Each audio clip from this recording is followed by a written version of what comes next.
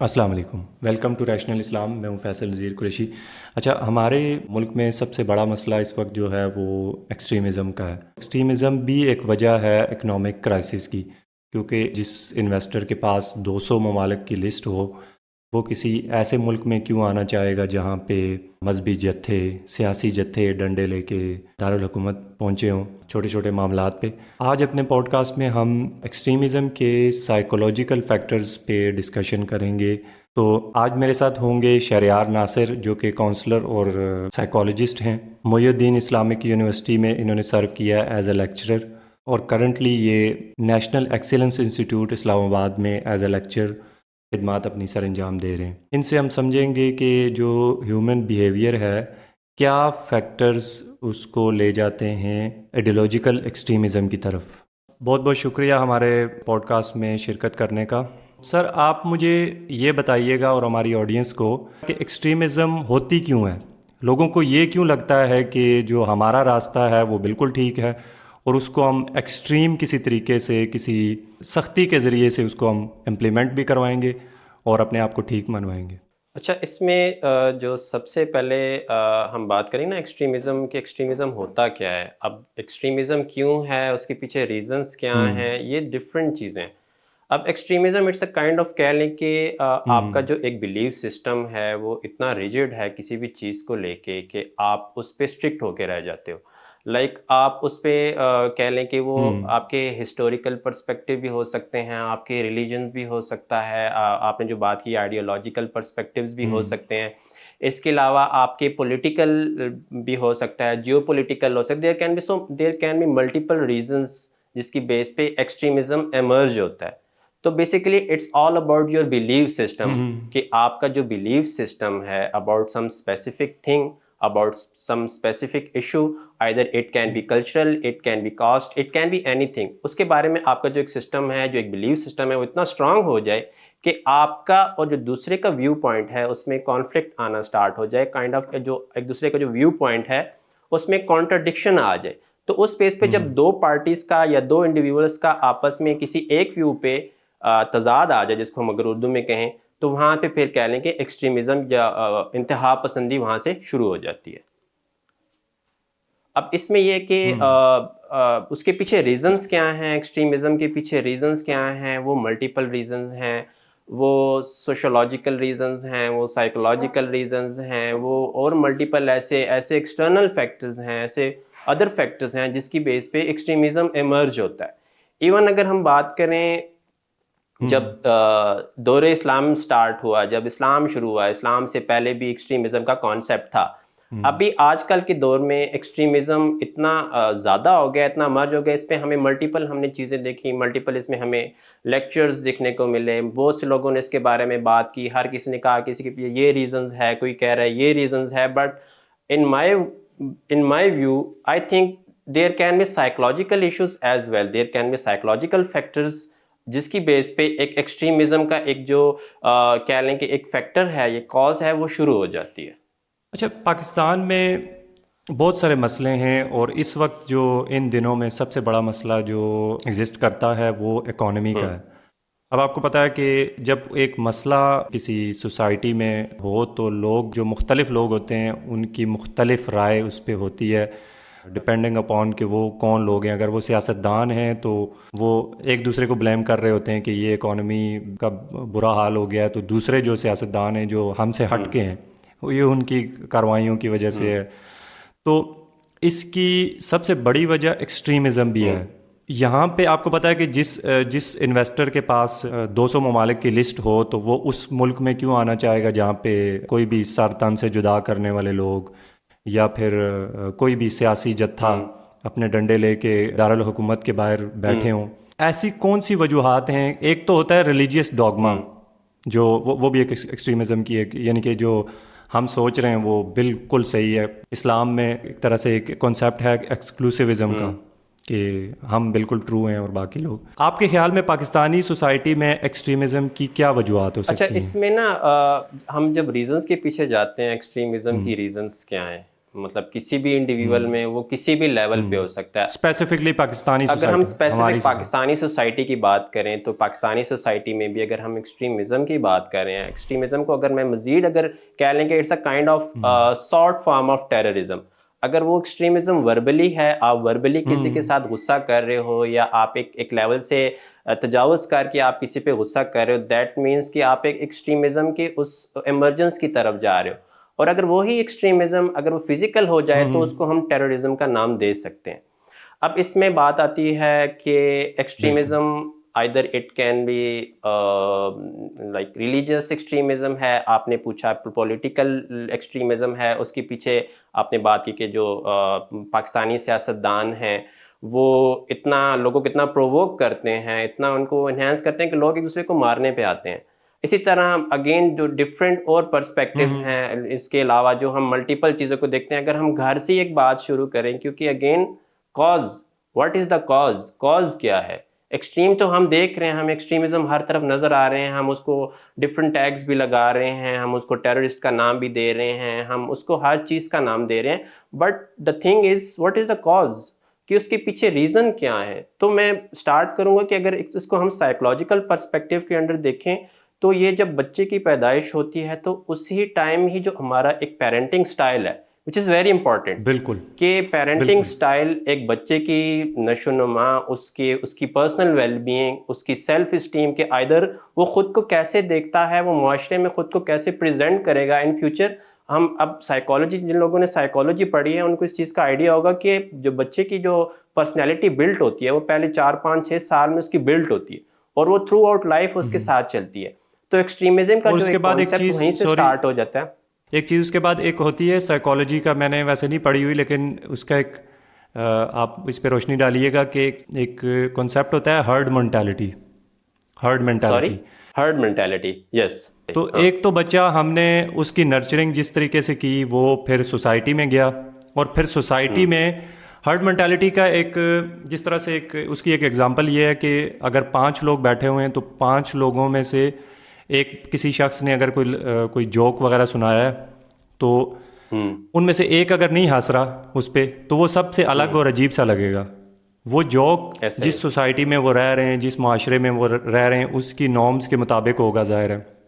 तो ये भी फिर उस बच्चे को, जो कि बच्चा बड़ा होके एक पर्सनैलिटी बनता है और उसने कंट्रीब्यूट करना होता है माशरे में, एक तो हमने नर्चरिंग ठीक नहीं की, और फिर इंडस्ट्रियल प्रोडक्ट की तरह हर्ड मेंटालिटी का इम्पैक्ट के बाद वो बच्चे फिर एक जैसे ही बनते हैं और पूरा माशरा फिर एक तश्कील पा जाता है। आपके ख्याल में ये भी दुरुस्त है? अच्छा, हाँ, ये इसमें ना जो हर्ड मेंटेलिटी की आप बात कर रहे हैं, अगेन मैं जो अपना एक पॉइंट शेयर करना चाह रहा हूँ आपसे, जो विच इज़ वेरी इंपॉर्टेंट, और आई थिंक इस पॉडकास्ट के थ्रू में भी बहुत से लोगों को इस चीज़ का आइडिया होगा और शायद इससे उनकी लर्निंग होगी, कि जो बच्चे की जो एक ग्रोथ है, जो एक फिजिकल ग्रोथ, चलें एक फिजिकल ग्रोथ तो वो तो अल्लाह की तरफ से उसके एक डेवलपमेंटल स्टेजेस गुजर रहे हैं, लेकिन एक जो साइकोलॉजिकल स्टेजेस हैं जो बच्चे के, वो पहले 4 5 6 साल, इवन टिल 14 ईयर, टिल वो जब तक एडल्टहुड में जाता है, तो उसके पीछे सबसे पहली चीज़, जो सबसे पहले जिसमें हम कह लें कि बच्चे की जो सोशलाइजेशन है, सोशलाइजेशन लाइक कि वो लोगों से कैसे मिलता है, और उसमें सबसे पहले जो दो आते हैं वो पेरेंट्स हैं। उसमें सबसे पहले उसकी माँ, फिर उसके फादर।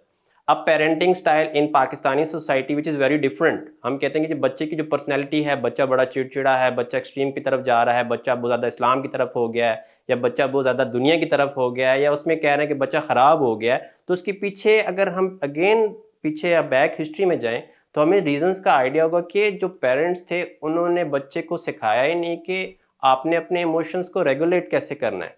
अब बच्चे को ये नहीं बताया जाता, ये नहीं समझाया जाता कि जब तुम्हें कोई चीज़ पिंच करे, जब तुम्हें कोई चीज़ तंग करे, तो तुमने आके हमें बताना है। बच्चों को ये सिखाया ही नहीं गया कि जब आप इमोशनली वीक हो रहे हो, आपके साथ स्कूल में, आपके साथ कहीं पे कोई मिसहैप हुआ है, तो आपने हमें आके बताना है।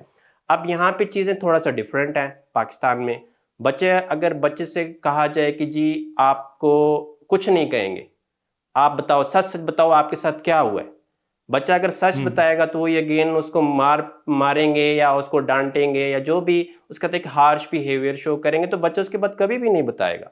सो द थिंग इज कि बच्चे के जो एक इमोशनल रेगुलेशन है, जिसको हम इमोशनल डिसरेगुलेशन की बात करते हैं, कि बच्चे के जो इमोशंस हैं उसको रेगुलेट करना सिखाएं, कि अगर बच्चा कोई प्रॉब्लम फेस कर रहा है तो उसके साथ उसके फ्रेंड बन के रहें, उसको बताएं कि ये सब चीज़ें नॉर्मल हैं। आपने एज अ पेरेंट्स आपने एक हम बात करते हैं कि आपका जो पेरेंटिंग स्टाइल है वो क्या होना चाहिए, वो एक बिल्कुल एक फ्रेंडली होना चाहिए। अगेन उसमें जो बच्चे की जो पहले पहले 7 साल होते हैं उसमें माँ का मेन मेन रोल होता है, माँ अपना मेन रोल प्ले करे।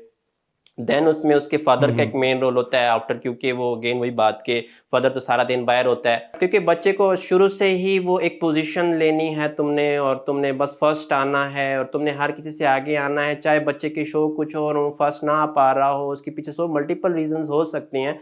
तो उसमें फिर कह लें कि वहां से जब बच्चे की डिसरेगुलेशन स्टार्ट होगी इमोशनल, तो किसी से कभी भी जिंदगी में अपना एक लेवल तक अपना कोई भी अपनी पर्सनल शेयर नहीं कर पाएगा। और जब बच्चे को कहीं पे अगेन जब हम बात करते हैं ना what can the different reasons, उसमें फिर कह लें कि आइडेंटिटी, सबसे पहले जो सेल्फ आइडेंटिटी होती है ना बच्चे की, कि जो आइडेंटिटी उसको जहां से मिलना स्टार्ट होगी ऑटोमेटिकली वो उसकी तरफ जाना शुरू हो जाएगा। अब आइडेंटिटी क्या है, एक बंदे की अपनी जो सेल्फ बीइंग या उसके कह लें कि एक सेल्फ कॉन्सेप्ट है कि वो अपने आप को मुआशरे में किस तरह देखना चाहता है, किस तरह दिखाना चाहता है। अब जहाँ पे उसको लव एंड बिलोंगिंगनेस का जो एक कॉन्सेप्ट मिलेगा, या एक कह लें कि जिस तरह हम अगर बात करें ना कि एक पॉलिटिकल या एक रिलीजियस, जहाँ पे बहुत ज़्यादा लोग एक्सट्रीमिस्ट हो जाते हैं, तो जहाँ से उनको जो चीज़ ज़्यादा मिल रही होगी, किसी को किसी से लव एंड बिलोंगिंगनेस ज़्यादा मिल रही है तो वो उसी ही की तरफ जाएगा। अब वो आइदर वो कोई भी जमात हो सकती है, वो कोई भी इदारा हो सकता है, वो कोई भी पॉलिटिकल पार्टी हो सकती है। तो बेसिकली स्टार्ट से ही अगर हम बच्चे की अभी से अगर हम स्टार्ट ही से बच्चे की अगर हम जो एक इनिशियल स्टेजेस पे अगर हम उसकी एक अच्छी वेलबींग, उसकी जो इमोशन रेगुलेशन, अगेन मैं बार बार बात करता हूँ emotion regulation which is very important, कि emotion regulation is very important factor. आप ज़िंदगी में अगर आपके पहले 10 12 14 साल अगर उस में अगर आपने वो अच्छे से गुजार लिए, तो आप टिल आपकी 60 70 80 जब तक आप इस दुनिया में जिंदा है, आपकी जो एक पर्सनैलिटी है वो बहुत डिफरेंट होगी। Again your parents play very important role to build child personality. तो उसमें फिर आपने जो बात बिल्कुल। की थी एक और कि हर्ड हर्ड जो एक हर्ड कम्युनिटी है या एक हर्ड मेंटेलिटी है, दैट इज अगर उसको हम कहें भीड़ चाल, कि जो एक तरफ चल पड़ा तो सारे वहीं पे चल पड़े।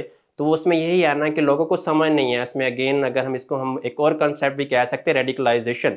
एक्सट्रीमिज्म का जो एक अल्टरनेट वर्ड जो हम यूज करते हैं इट इज रेडिकल और रेडिकलाइजेशन, रेडिकलाइजेशन, कि बिल्कुल। बच्चों को क्रिटिकल थिंकिंग के बारे में बताया नहीं जाता कि क्या सही है क्या गलत है, आपने कैसे चीज़ों को लेके चलना है। स्कूल में अगर आपके साथ कोई मिसहैप हुआ है तो माँ कहे या बाप कहे कि बेटा आप मुझे आके बताओ कि आपके साथ ये प्रॉब्लम हुआ है, कि बच्चे में इतना हो कि उस चीज़ के बारे में सोच सके। अब हर्ड कम्युनिटी या हर्ड मेंटेलिटी में अगर सब जा रहे हैं, इट मीन्स कि उनकी इनिशियल स्टेजेस पे ही उनकी जो एक साइकोलॉजिकल ग्रोथ है वो उस तरह की नहीं हुई जिस तरह की होनी चाहिए थी। So I think that can be the first factor, first psychological factor, this can be the psychological factor, कि वहां से बच्चे की एक जो पर्सनैलिटी जो माइलस्टोन्स हैं वो कंप्लीट नहीं हुए, और एट द एंड जब वो लेटर लाइफ में गया तो एक एक्सट्रीमिस्ट अप्रोच की तरफ गया। बिल्कुल। अच्छा, जो डाइवर्सिटी ऑफ ओपिनियन है या इख्तलाफ राय है उसको आप कभी ख़त्म कर ही नहीं सकते। ये नहीं कर सकते। तख्लीक इलाही यानी कि गॉड की क्रिएशन से मुतल्लिक है ये चीज़, क्योंकि खुदा ने हर इंसान की सोच बनाई ही दूसरे से मुख्तलिफ है, चाहे वो सही है। सोसाइटीज़ हों चाहे वो अफराद हों।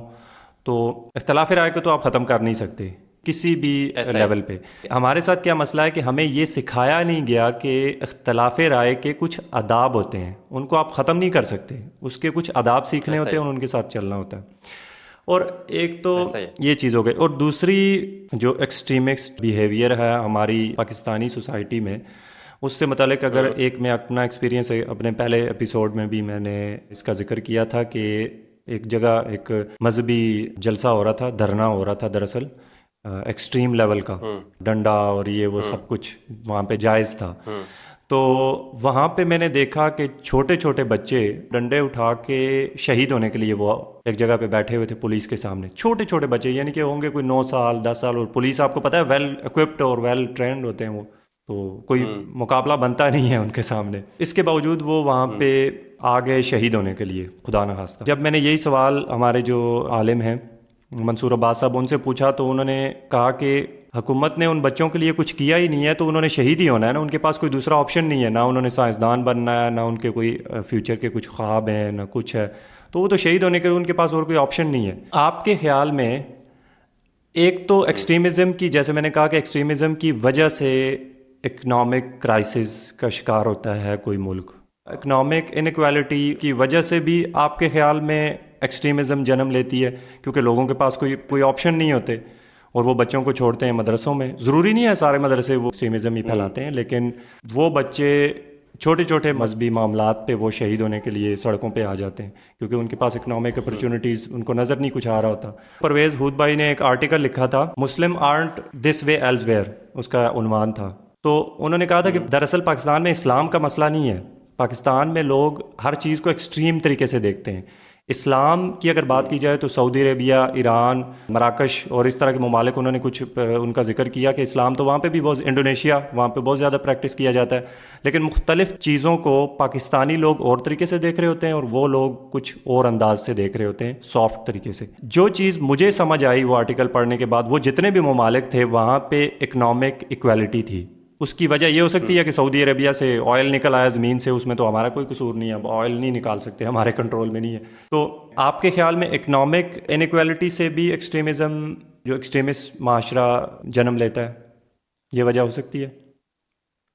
इसमें पहले ये कि इकोनॉमिक इनइक्वालिटी की रीज़न क्या है। अब इसमें अगेन जो हम इस्लामिक पर्सपेक्टिव में जाएं, इसके इस्लाम को लेके जाएं, तो हमें एक्सट्रीमिज़म मोस्टली इस्लाम में ही नज़र आता है। बाकी किसी मज़हब में आपको शायद एक्सट्रीमिज़म का एक वो जो एक लेवल है वो नज़र ना आए।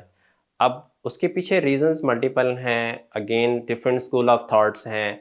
कोई कह रहा है कि ये चीज़ है, कोई कह रहा है ये चीज़ है, कोई कह रहा है इस पॉलिटिकल पार्टी को वोट दो, कोई कह रहा है कि इस जमात को फॉलो करो, कोई कह रहा है कि तुम शिया बन जाओ, कोई कह रहा है वट एवर। मैं इस टॉपिक पे नहीं जाना चाह रहा, बट द थिंग इज़ कि अल्लाह ने हमें एक चीज़ प्रोवाइड किया, दैट इज़ बिल्कुल। कुरान।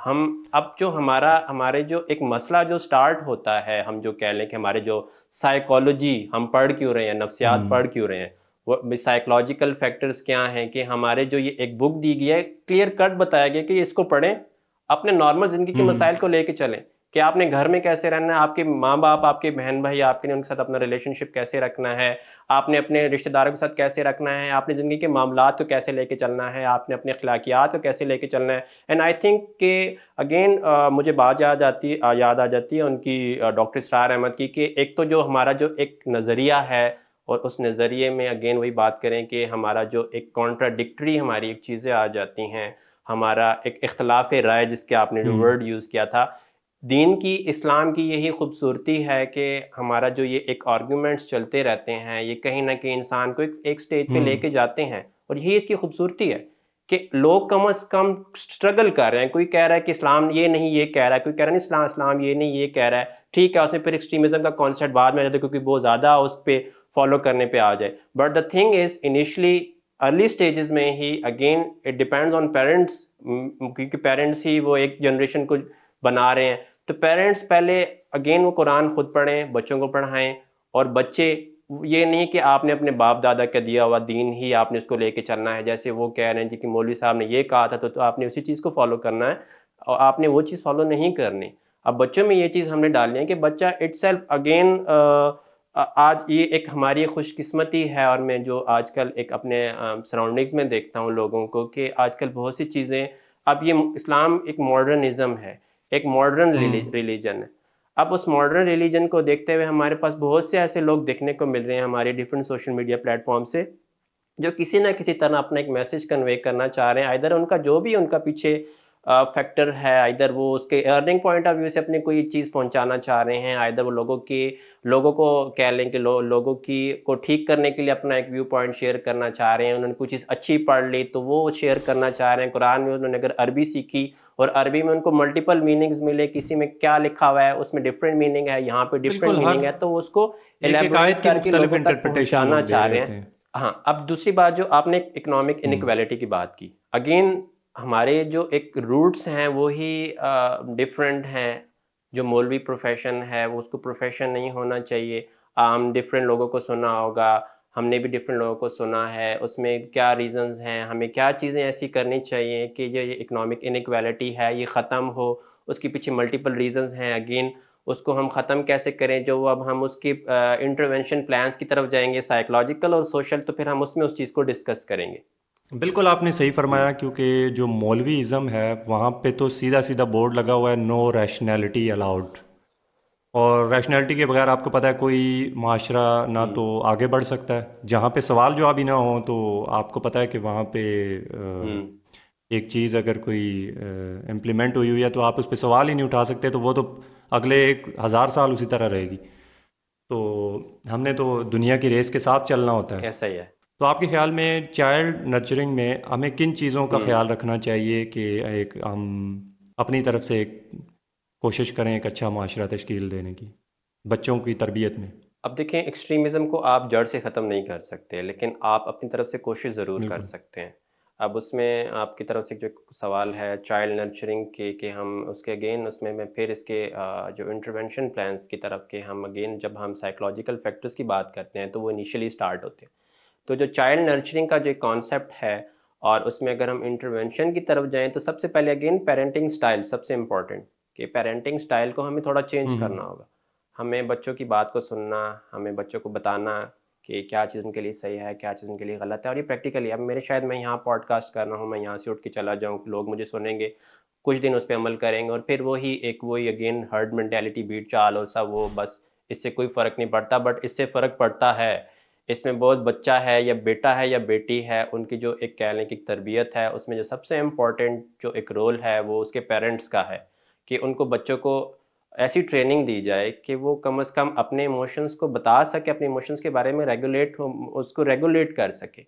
और दूसरा इसमें है कि जब वो लेटर लाइफ इवेंट्स में जाएं, आइदर वो मैरिड हो गए हैं, उनकी शादी हो गई है, दोनों के लिए ये चीज़ फिर उनको हेल्प आउट करेगी कि जब उनको बचपन में उनकी ट्रेनिंग ऐसी हुई है उनके पेरेंट्स की तरफ से, तो वो उनको बोलना आए, वो बोल सके उसके बारे में, अपने इमोशंस के बारे में, या लोगों को उसके बारे में मज़ीद अवेयर कर सके। यहाँ से एक चीज़ होगी कि बच्चे की जो इनिशियल जो, क्योंकि अगेन उनकी जो एक सफ़र स्टार्ट होता है वो उधर से ही स्टार्ट होता है। बाकी हम इसको थोड़ा-सा अगर हम सोशल पर्सपेक्टिव से देखें, अच्छा, इसकी जो अगर मुख्तसर हम इंटरवेंशंस को सोशल पर्सपेक्टिव से देखें, तो जी। इसमें again awareness and education which is very important. बच्चे की जो कह लें कि जो उसके बिल्कुल, मॉन्टेसरी से लेके उसके टिल सेकंड ईयर जो उसके 12 साल होते हैं, व्हिच इज़ वेरी ये तो सारी इंपॉर्टेंट। चीज़ें एक दूसरे पे असर डाल रही हैं। एक्सट्रीमिज़म की वजह से इकनॉमिक इनक्वालिटी है, इकनॉमिक इनक्वालिटी की वजह से फिर एक्सट्रीमिज़म है, हाँ, और उसके लिए चाहिए ये इसको चीज़ें चलती रहेंगी। चीज़ों को ख़त्म करने के लिए ये चाहिए चीज़ें एजुकेशन। चलती रहेंगी। तो अगेन एजुकेशन के लिए हमारी इकॉनमी अच्छी नहीं है। हाँ, बिल्कुल। ये चीज़ें नहीं, हाँ, लेकिन एक किसी हद तक हम कोशिश कर सकते हैं। अच्छा, आप मुख्तसरन मुझे एक चीज़ का जवाब दीजिएगा। क्या जिस तरह आपने अभी कहा ना कि इख्तिलाफ़ राय के आदाब और रैशनैलिटी बच्चों को बचपन से ही सिखाएं तो वो एक हुँ, अच्छा माशरा हुँ, बनेगा। आपके ख्याल में हमारे यहाँ कुछ लोगों ने ये, कुरान में तो इस तरह का कुछ भी नहीं है, जिस तरह कहा जाता है कि बच्चा अगर नमाज ना पढ़े तो उसको 7 साल तक हुँ, नमाज ना पढ़े तो उसको डंडे से हुँ, मारें, या रोज़ा ना रखे तो इतनी एज तक उसको डंडे से हुँ, मारें। तो यानी कि उसको एक ज़बरदस्ती वो जो रिलीजियस प्रैक्टिस है वो करवाई जाए। हुँ, ये तो तय है कि इससे बच्चे की साइकोलॉजी पे बुरा फ़र्क ऐसा पड़ेगा। ही। आपके ख्याल में बच्चे की बिल्कुल जो उसका जो चाइल्डहुड होता है हुँ। वहीं से ही हमें रिलीजियस प्रैक्टिसेस की तरफ बच्चे को लेके जाना चाहिए, या फिर उनको थोड़ा बड़ा होने देना अच्छा, चाहिए? इसमें ये है ना कि अगेन हम साइकोलॉजी में या जर्नल एक अगर हम डिस्कशन के उस पे जाएँ तो बच्चे को पहले मतलब शुरू से लेके टिल 10 इयर्स तक ना तो उसको रिलीजियस के बारे में इतना ख़ास आइडिया होता है, ना उसको हिस्टोरिकल पर्सपेक्टिव का इतना पता है, ना बिल्कुल। उसको पॉलिटिकल का पता है। बल्कि मैं अक्सर ये कहता हूँ कि उसको उनका जिस कोई रिलीजन होता भी नहीं है बच्चों का। उसको जिस तरफ लगाओगे वो उसी तरफ ही जाएगा। जो आपने शुरू में बात की कि बच्चे डंडे लेके बैठे हुए थे, they don't know what will happen in future, उनके साथ क्या होगा नहीं पता, बट वो बस वही जो उनके माइंड में एक चीज़ डाल दी गई है कि आपने ये चीज़ करनी है तो वो करनी है। अब जन्नत और जन्नत का एक जो कह लें कि जन्नत और जहन्नम का जो एक कॉन्सेप्ट बच्चों के माइंड में डाल देना, विच इज़ ये मेरा टॉपिक नहीं है, मैं इस्लाम को इतना नहीं के बारे में नहीं बोलना चाहूँगा। बिल्कुल, बट बिल्कुल, द ये थिंग मैंने इज़ कि जो जो प्रैक्टिस माँ बाप करेंगे बच्चा भी वही प्रैक्टिस करेगा। माँ बाप अगर घर में उनके अगर घर में डोमेस्टिक वायलेंस है, अगर वो गुस्सा कर रहे हैं, उससे लड़ाई कर रहे हैं, आइदर वो वर्बल है, वो फिजिकल है, तो उसका जो एक स्ट्रॉन्ग जो एग्ज़ैक्टली। इफेक्ट जाएगा वो बच्चे पे जाएगा। बच्चे को ये ना बताओ कि भाई तुमने ये चीज़ करनी है, बच्चे को वो चीज़ करके दिखाओ। कि आप नमाज पढ़ो, आप 5 वक्त की पढ़ो, आप बेसिक और अपने, बच्चे ऑटोमेटिकली वो करते भी हैं। हाँ जिस तरह हम नमाज पढ़ते हैं तो बच्चों आप, अक्सर छोटे छोटे जो जानमाज और इस तरह हाँ की चीज़ें भी मिलती हैं, क्योंकि बच्चे वही चीज़ें करना चाहते हैं जो नमाज हम हाँ पढ़ रहे होते हैं, तो वो भी चाहते हैं कि हम भी पढ़ें। हाँ, आप नमाज पढ़ें, तो आप उनको, बहरहाल मतलब ये तो हो आपकी वो गया क्लियर। प्रैक्टिसेस वैसी होनी चाहिए कि बच्चा उसको फॉलो करे, ना कि आप उनको बताओ जी कि आपने ये करना है तो आपको जन्नत मिलेगी या जहन्नम मिलेगी या आपको 70 हूरें मिलेगी। हमारे अगेन मैं नहीं बोलना चाहूँगा इस चीज़ के बारे में, हाँ, बट ये जन्नत या जहन्नम का जो वायलेंट तरीके से कॉन्सेप्ट है, उसको। 70 हूरों का कॉन्सेप्ट है, और इसके अलावा और भी जो डिफरेंट चीज़ें हैं जिस पे हमें शायद जाना भी नहीं चाहिए। हमारा मेन जो हमें हमें चीज़ें बता दी गई हैं, हमारे जो अरकान इस्लाम हैं, अगर हम उस चीज़ को ही एज इट इज़ फॉलो करना शुरू करें तो मेरे ख्याल में बाकी चीज़ों की हमें ज़रूरत नहीं रहेगी। इन जो मेरा अपना जो एक कह लें कि एक मेरा अपना एक जो नज़रिया है। अच्छा मंसूर अब्बास साहब, आप ये बताइएगा कि बच्चे को वायलेंट तरीके से हम मजहबी इबादत का बता सकते हैं कि वो नमाज पढ़ें या रोज़ा रखें? जिस तरह से कुछ लोग कहते हैं कि उनको वायलेंट तरीके से नमाज का बताया जाए, मारा जाए जब वो इतनी साल के हो जाएं, तो ये क्या दुरुस्त है? नहीं, ऐसा ऐसा कहीं भी नहीं है। देखिए, पहली बात तो ये है कि आप तो बच्चे की बात कर रहे हैं, बाय फोर्स तो हम किसी को भी हम ज़बरदस्ती जो है राग़िब नहीं कर सकते। बाय फोर्स की बात कर रहा हूँ, ठीक है। ऐसा माहौल पैदा करना है या अपने किरदार को ऐसा करना है कि सामने वाला आपकी तरफ खुद राग़िब हो। तो मैं असल में हदीसों से थोड़ा सा कट के ही बात करूँगा। जब अल्लाह का सिलेबस कुरान मौजूद है, ठीक है, तो अल्लाह ताला ने अगर कहा ला इकराहा फिद्दीन, कि दीन में सख्ती नहीं है, तो उसमें बच्चे बड़े सब शामिल हैं। और वैसे भी बिल्कुल बच्चे ज़्यादा शामिल हैं। और मैं इनसे 100% मुत्तफ़िक़ हूँ कि सेल्फ़ रिस्पेक्ट जो है जिस तरह बड़े की होती है इस तरह बच्चे की भी होती है। कभी भी हम बच्चे से जो है ना ज़बरदस्ती कोई काम नहीं करवा सकते। हमें उसकी रग़बत दिलाने के लिए बहुत सारे, जिस तरह आप नमाज की बात की है इन्होंने, ठीक है, तो नमाज अगर हम खुद पढ़ने जा रहे होंगे, जब हम नमाज़ खुद पढ़ने जा रहे होंगे और उसको कभी साथ लेके जाएँ, हमारे यहाँ तो खैर एक अलग ही माशरा बना हुआ है। मैं आपको उसको प्रैक्टिकल मिसाल देता हूँ कि मैं एक दफ़ा अपने बच्चे को, छोटे बच्चे को नमाज़ पढ़ने ले गया।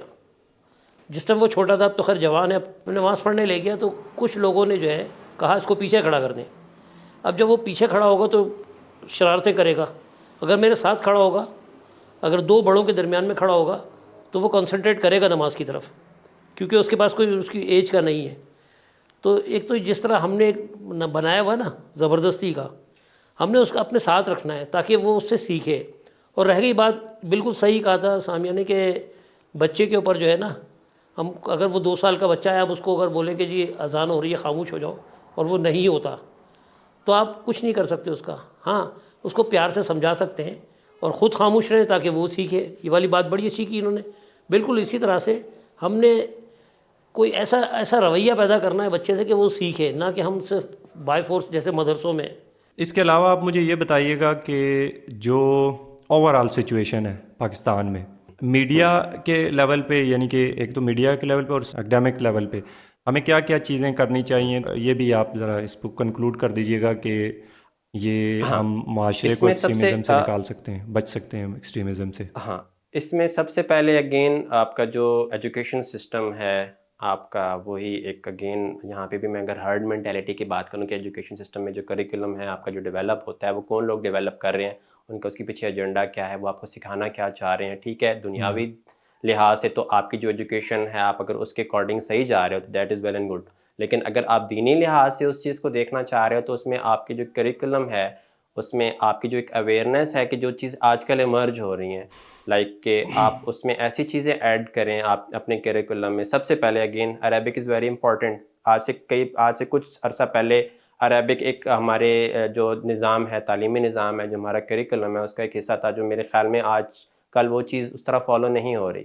दूसरा हमारा एक हमारा सब्जेक्ट होता था सिविक्स एंड कम्युनिटी इंगेजमेंट, जो आज के मेरे ख्याल में बैचलर लेवल पे फॉलो हो रहा है, बट जो इनिशियल स्टेजेस हैं उसमें वो चीज़ फॉलो नहीं हो रही।